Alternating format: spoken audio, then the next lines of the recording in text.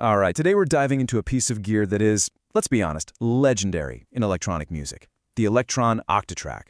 It's famous for being incredibly powerful, but it's also got this reputation for being, well, really hard to learn.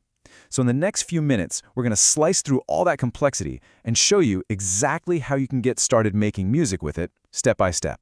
And hey, if you've ever looked at this box of buttons and felt a little intimidated, you are definitely not alone. The music producer Cuckoo said it perfectly. Even he was a bit scared of it at first.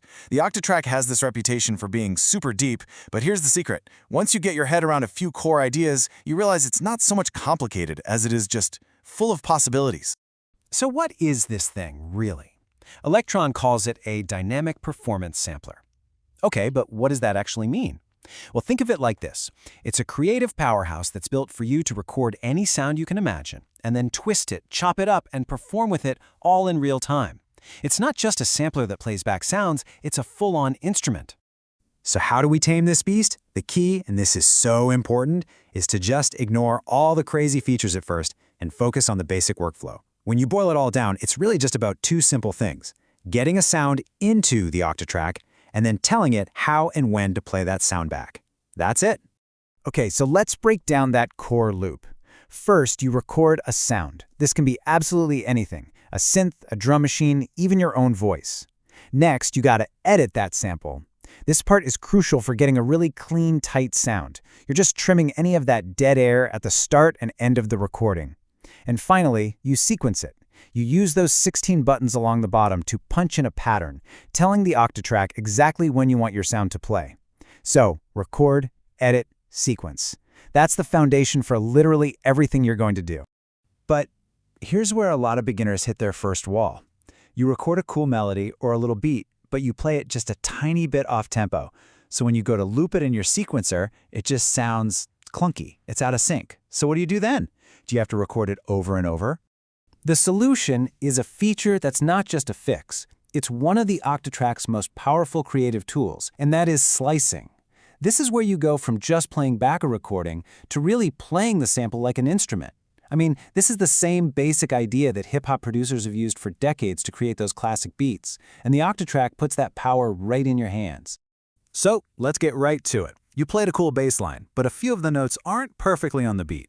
Do you have to keep re-recording it until it's absolutely perfect? No way, not at all. You use slicing.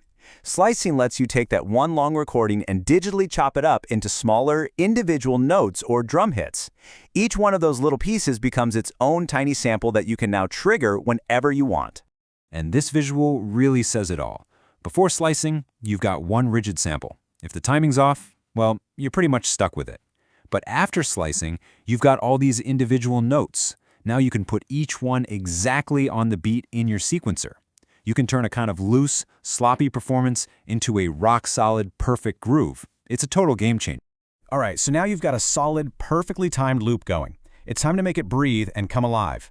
This is where the Octatrack really starts to show off as a performance instrument, and it all revolves around two things: effects and scenes. Each of the 8 audio tracks on the Octatrack gets 2 of its own effect slots. And this is where you really sculpt your sound. You can use a filter to make a kick drum punch through the mix. You can add some dark reverb to give a sound some space and atmosphere. Or maybe you want to add some grit with lo-fi distortion. These are the tools that take your sounds from just being okay to sounding really polished and professional. Now, effects are awesome, but the one feature that truly makes the Octatrack a legendary performance machine is something called scenes. This is where you can create these massive, dynamic, evolving changes in your music with just a single touch. So what's a scene?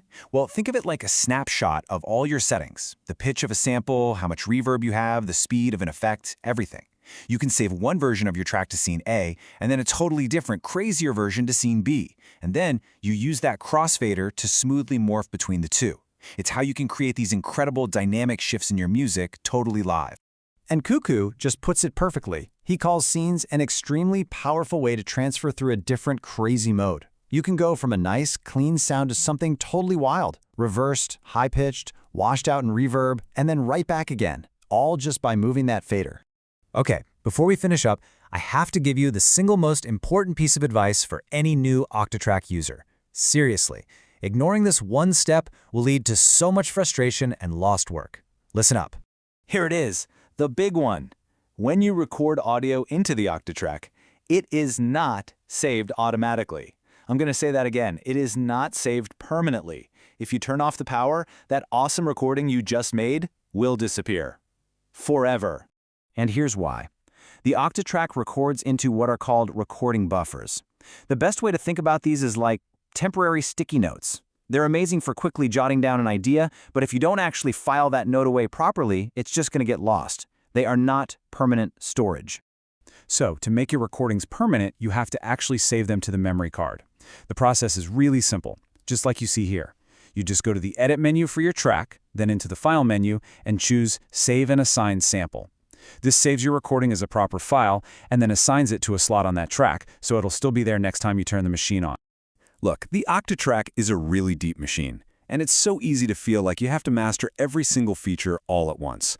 But just remember this advice. You can make truly awesome music with just the basic stuff we've talked about today. Don't be afraid to just start simple. So there you have it. You've got the fundamental building blocks of the Octatrack: recording, slicing, performing with scenes, and, most importantly, saving your work. With just these tools, you can start building your own unique sounds and sequences. The journey with this machine is a long one, but it is so rewarding, and it all starts right here. So the only question left is, what will you create?